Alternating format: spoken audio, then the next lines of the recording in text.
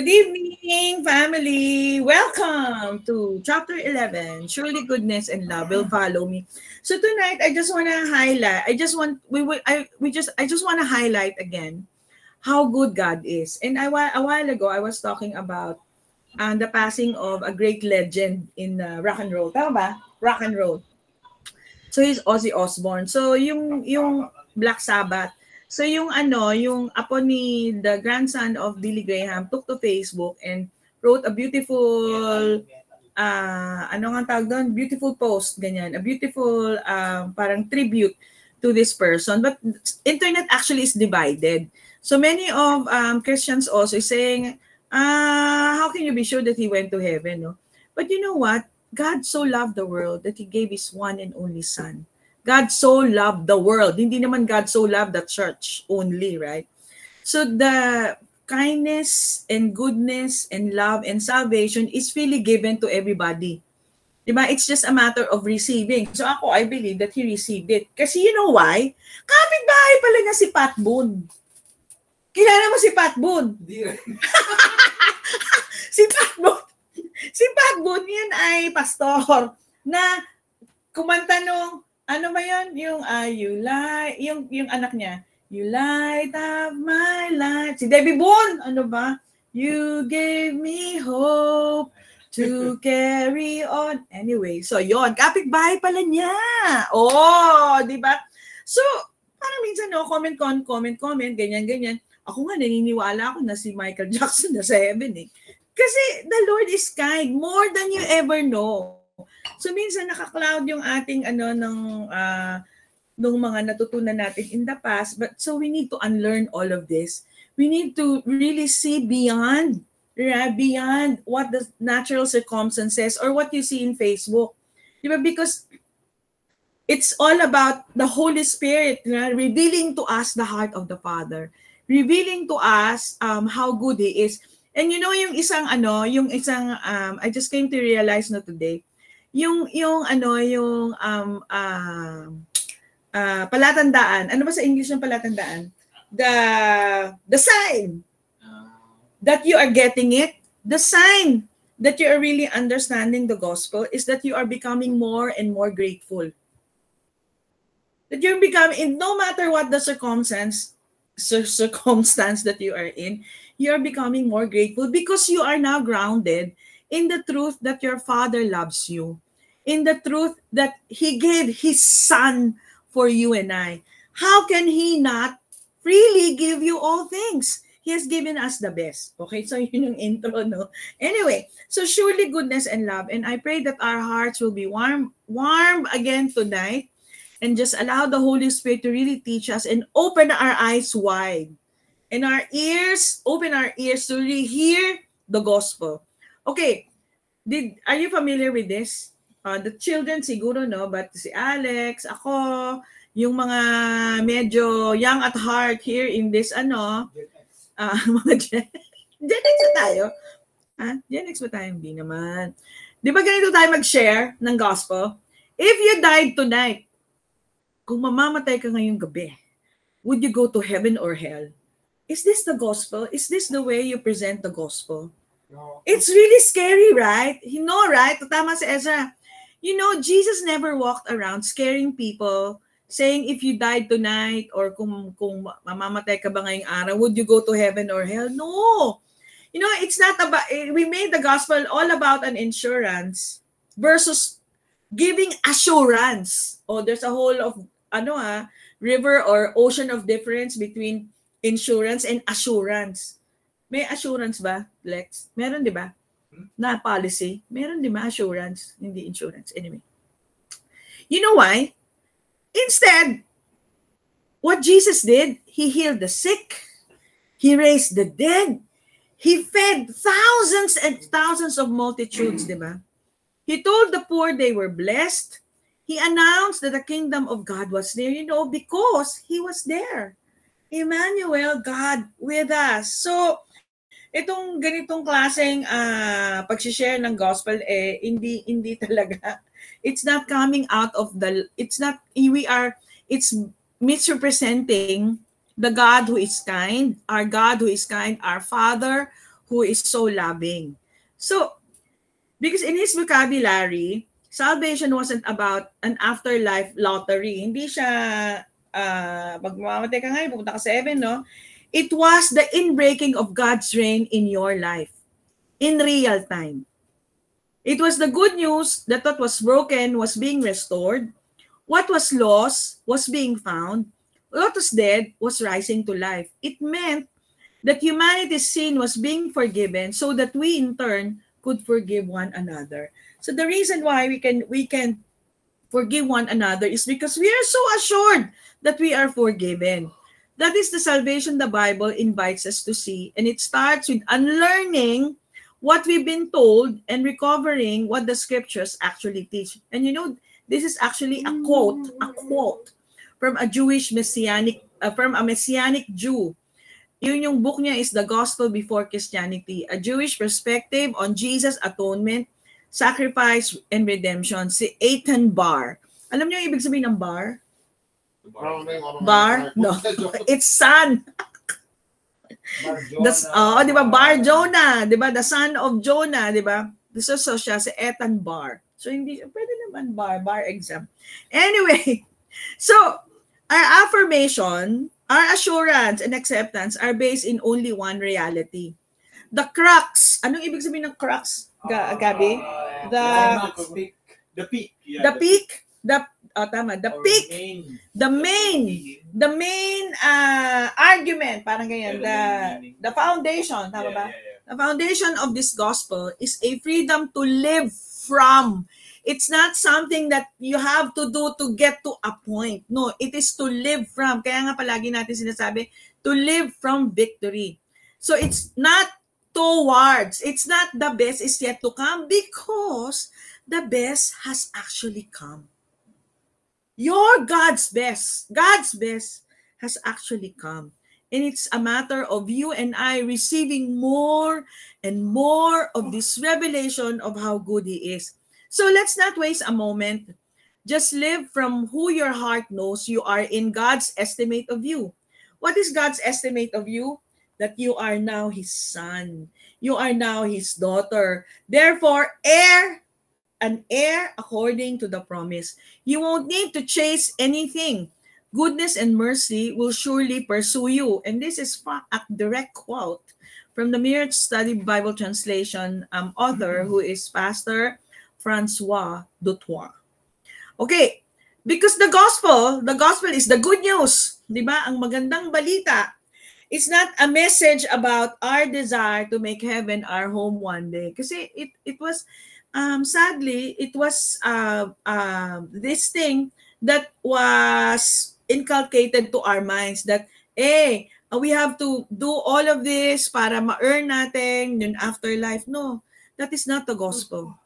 It is a message. The gospel is actually the message about God's desire to make us His home today. Today, not in the afterlife. It is the message about God's desire to make us His home today. Remember yung there was no resting place for the Lord, di ba? Yung foxes have holes, ganyan. And He found His rest in loving you. He found His rest in rescuing you. Diba? He has made His home in you today. And He wants us to really see this. He wants us to really have the revelation that, the one who is residing in you is so good. So there's a great awakening coming to this church in this group, in Sunday version, an awakening to Emmanuel, God with us. Sam, God is with you. Wherever you go, to your school, in the kitchen, God is with you. So, the Lord didn't say, go and make disciples of all nations, educating them in the name of the Father, Son, and Spirit. Did He say that? No, right?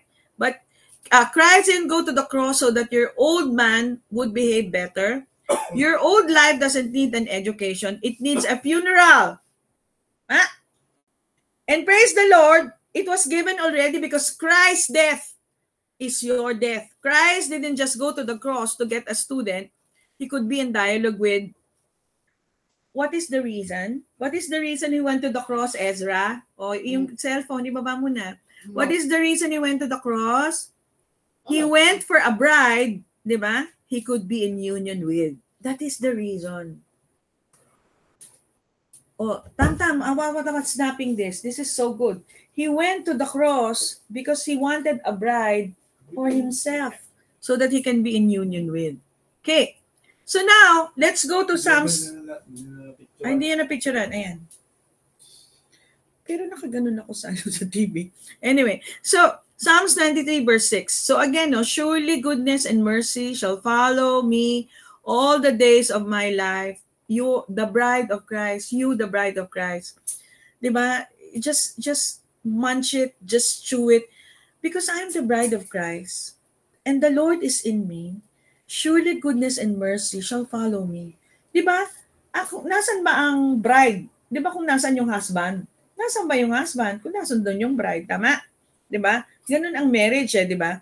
Surely goodness and mercy shall follow me all the days of my life. And I will dwell in the house of the Lord, in the house of Yahweh, unto perpetuity forever. So tingnan natin yung Tingnan natin yung shall follow me.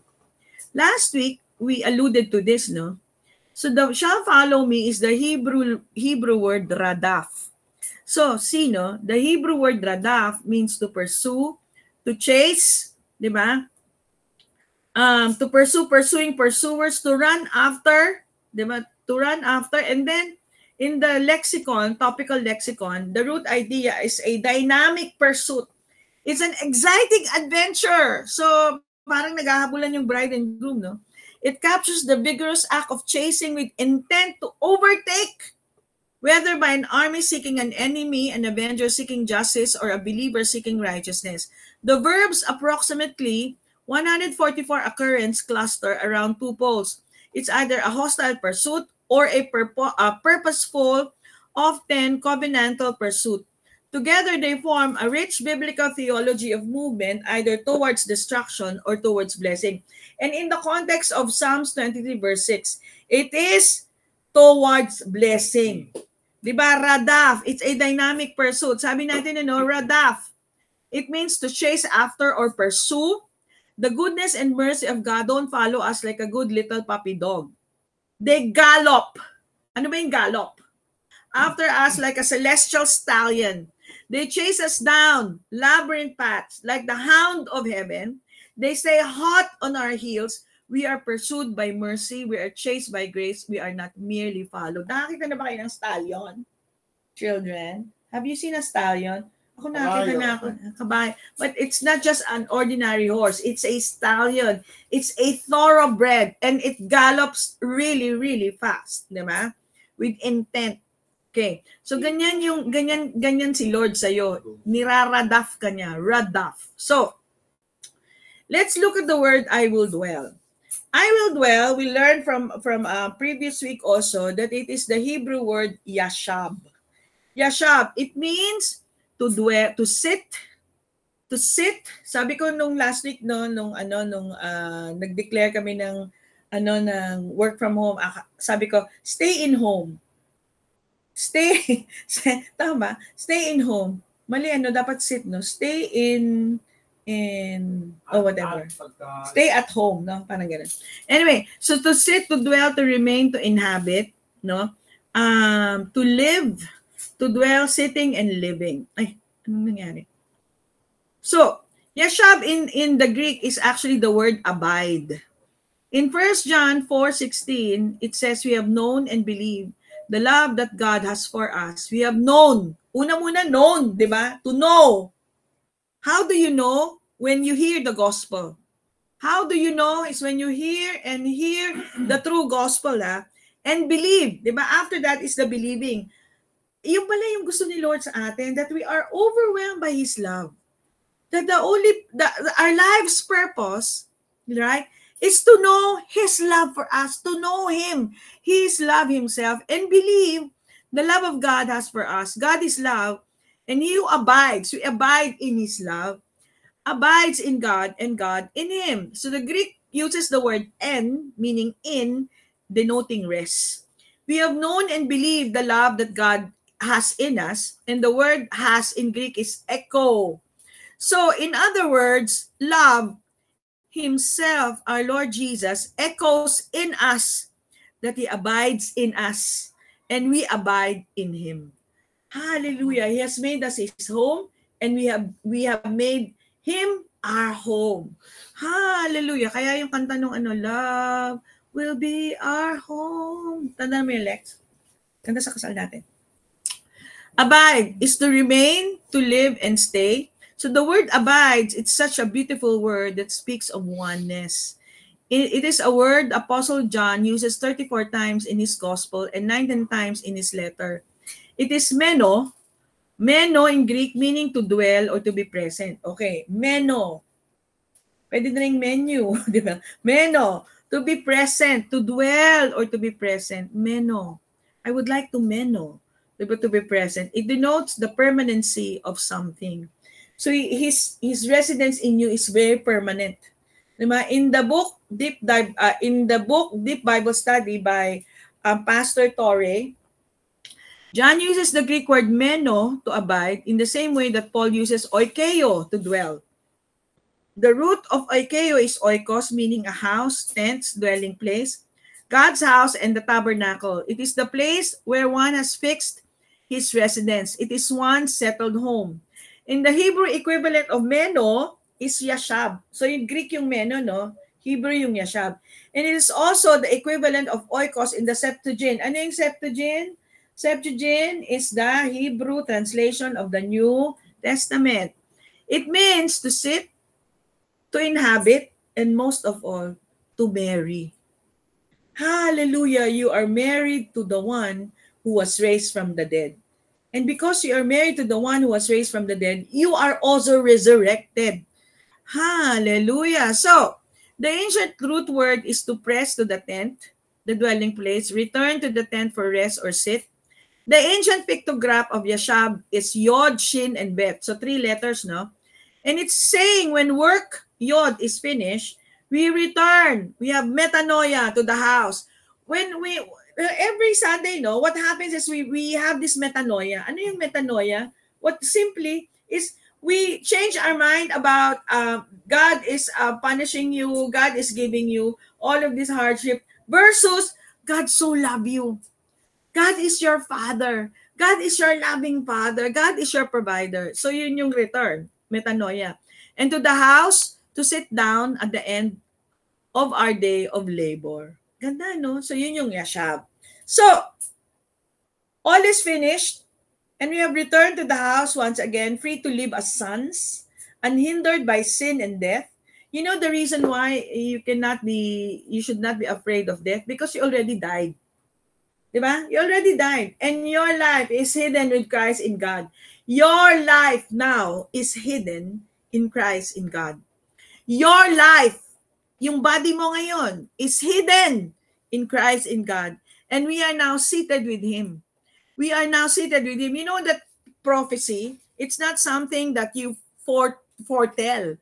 That's not prophecy. Prophecy is actually telling each other the reality of the finished work of Jesus Christ. Every Sunday is prophecy. Diba? You are seated with Him. Our labor has ended. We rest in Him and He rests in us. Abiding oneness. So, yung mga nagpa-prophesy na, in the future, no. Prophecy is actually declaring what has happened at the cross and its benefits for you today. So, ano yun? It's the scandal of grace. You co-died, you co-buried, you co-resurrected, you co-ascended, you co-seated, not someday, but now, just as you are. Just as you are sitting and listening to the gospel today. So what beautiful words. What beautiful words.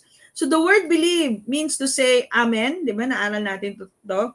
Is to rest in the work of another. That is the Lord Jesus' work. To give oneself up to surrender to another. The most wonderful life that you can live is not the one you are chasing called the absence of trouble, but the one that finds you called the presence of God. That's why the most important revelation, the clarion call for today, di ba? We've been talking about this, is us realizing that, hey, God is with you. That is actually, His presence is in you. Because when you realize that His presence is in you, you're not going to be afraid anymore. No matter what. Hallelujah. So, I would just like to drum this down, reiterate it, yung presence ni Lord. Where? In Isaiah 53 verse 5. Huh? Talaga, Mami? Yes. Let's talk about Isaiah 53 verse 5 because this is the gospel. Diba? He was wounded for our transgressions. He was bruised for our iniquities. The chastisement for our peace was upon Him, and by His stripes, we are healed. Okay. Ang ginawa ko dito, kinuha ko yung mga the Holy Spirit would like us to really understand and go deeper, no? Yung wounded, what is wounded in the Hebrew? It's kalal. Okay, what does it mean? To profane, to defile, to pollute, to desecrate. The Lord's body was profaned, it was defiled, it was polluted, it was desecrated for you and for me. His body. Okay? And then, He was wounded. Why? He was, di ba, sabi natin, He was profaned, He was defiled. For what? For our transgressions. Ano yung transgressions? Our rebellion. Yung mga natin, mga rebellion, sin, trespasses. Yan. And then He was bruised. Ano yun? Daka. He was crushed. He was broken. He was daka. He was oppressed. Yan. Oppressed. He was crumbled. Parang cookie crumble, no? He was bruised, no? For our iniquities. Iniquities. Ano ba yung iniquities? Diba? Abon, diba? Sabi natin, ito yung naaral natin, yung sinless is equivalent to sinless, diba? Yun yung abon, iniquities. And then, for what? Why? The chastisement, and alam niyo kung yung chastisement, it is actually the Hebrew word for bond. So in other words, Gabi, ano yung bond? It's like deposit, di ba? Or it's like, hindi siya deposit, it's payment. Di ba? It's dowry. Parang ganyan, no? In marriage, no? The chastisement for our shalom. What is shalom? Peace, completeness, wholeness, welfare, well-being, safety, and prosperity. Okay, again. He was bruised. He was wounded for our transgressions. Diba? He was bruised for our iniquities. The chastisement, because why? The chastisement for our peace was upon Him.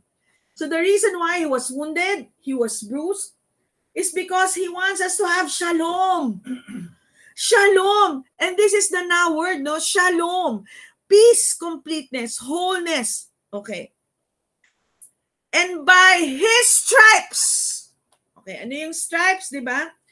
Kabura. It is wound, bruise, and stripe. But the original word, the original meaning is joined. Joined.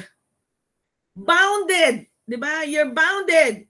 His black and blue mark is actually binding you to Him.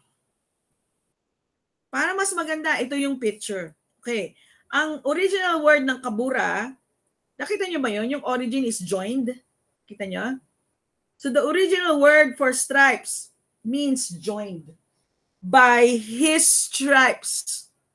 By our union. Yung union di ba? Nakita natin yung stripes, ibig sabihin union, di ba? By His stripes or by our union with Him, we are healed. So this is the revelation that the Lord wants us to see. That He that is in us, because we are in union with Him, we are healed. No matter, He wants us to see beyond the doctor's report. He wants us to see beyond the diagnostic report.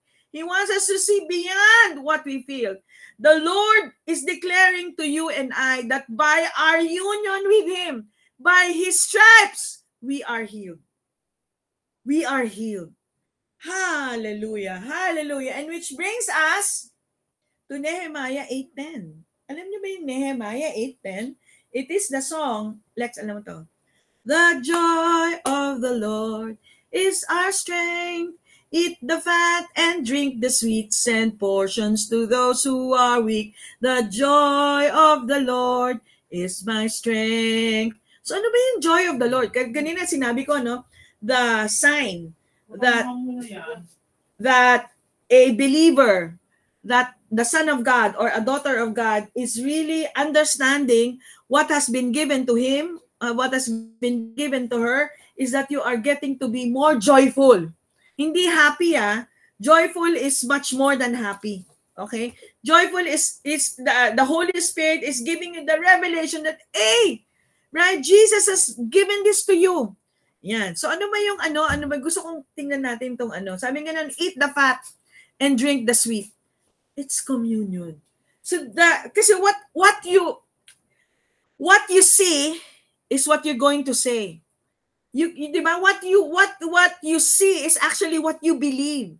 That's why the Holy Spirit wants us to see more, wants us to see beyond the natural circumstances, beyond the report, beyond the diagnostics, whatever, beyond what we feel. Diba? What the Spirit is saying is eat the fat and drink the sweet. That's why the Holy Communion, right, when it is before you, because He wants you to see His goodness. He wants you to see that by His stripes, by His union with Him, you are healed. Na ano ba yung eat the fat? Tingnan natin Because, okay, the ultimate goal is to experience joy inexpressible despite the circumstances and the full glory through the revelation of God's generosity. Every time we partake of the Holy Communion, the bread and the wine, it is a Eucharist. It is thanksgiving. Thank you, Lord. Thank you, Lord. Thank you, Lord. So, ano ba yung eat? Eat the fat. Diba? Eat is akal. Okay? So, really, literally eat. To consume, to devour, to dine. And then, ano yung fat? Fatness, richness. Pero tingnan mo yung KJV. It is actually realize that you are one with Him. Literally, when you're eating, you are declaring you are being one with Him. Tama? Oneness. Munti ko pa ngang ma-skip to Ay, nandun pala si Mashman. Okay, fatness and richness. And then, ano yung drink? Shaka. It is to irrigate. So, every Sunday, we're being irrigated. We are being refreshed with the water of the Word. Diba? To drink down, to moisten. Diba? When we partake of the Word of God, our youths are freshened. Tama ba? Ano nga ba yan, Lex? Our youths are renewed like the eagle. Yan. We are being refreshed.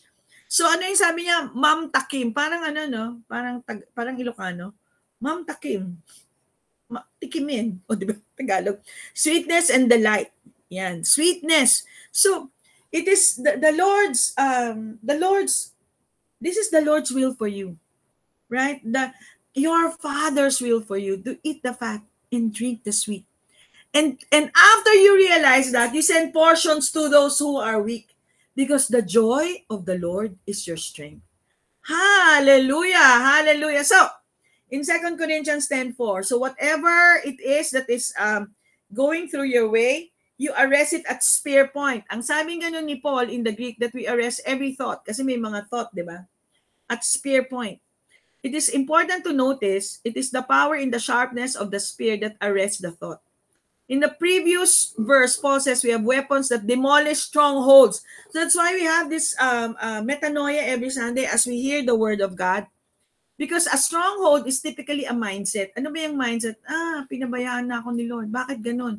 Hindi pa nagmamanifest. You know what? You know what? You have to see beyond it.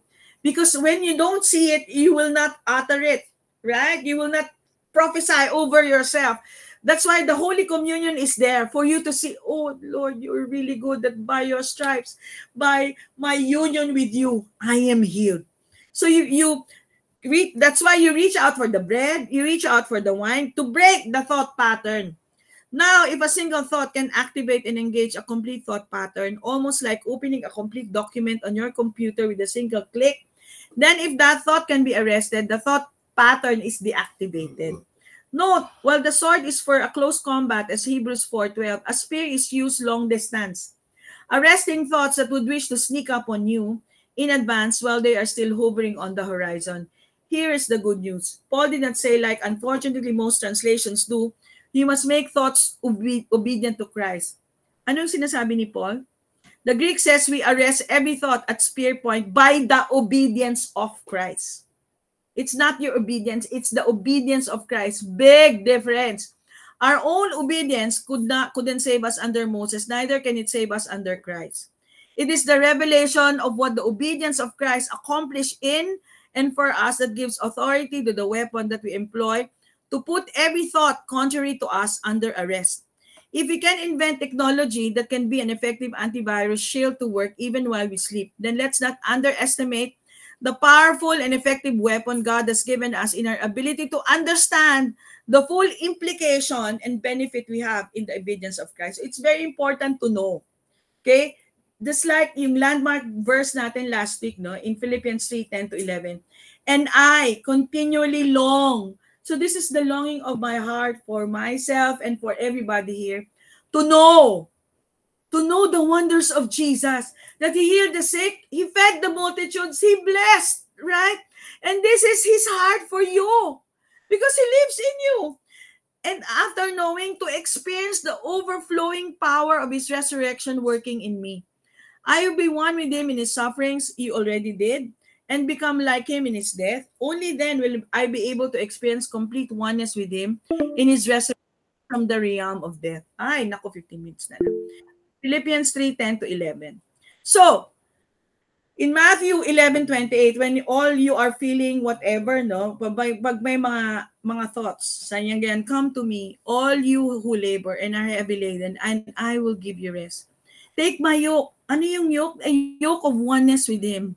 For I am gentle and lowly in heart, and you will find rest for your souls. For my yoke is easy, and my burden is light. So as believers, we are not apart from the Spirit of God, but are one spirit with him. The life he has called us to is not a natural, do your best for God life. It is God's best in you life. The Holy Spirit does not speak to me life. He speaks to the us life in 1 Corinthians 6:19. Child of God, you are married to the one who was raised from the dead. God asks of us the impossible, for that is who he insists we now are. People yoke to the God of the impossible. A people have ceased from their possible works and found the rest of allowing his life in us. The impossibly good life to be our life. So, lastly, rest is not passive. Rest is reigning. Rest is living from what is already true. And that, my dear family, is chapter 11, part 3. Praise the Lord.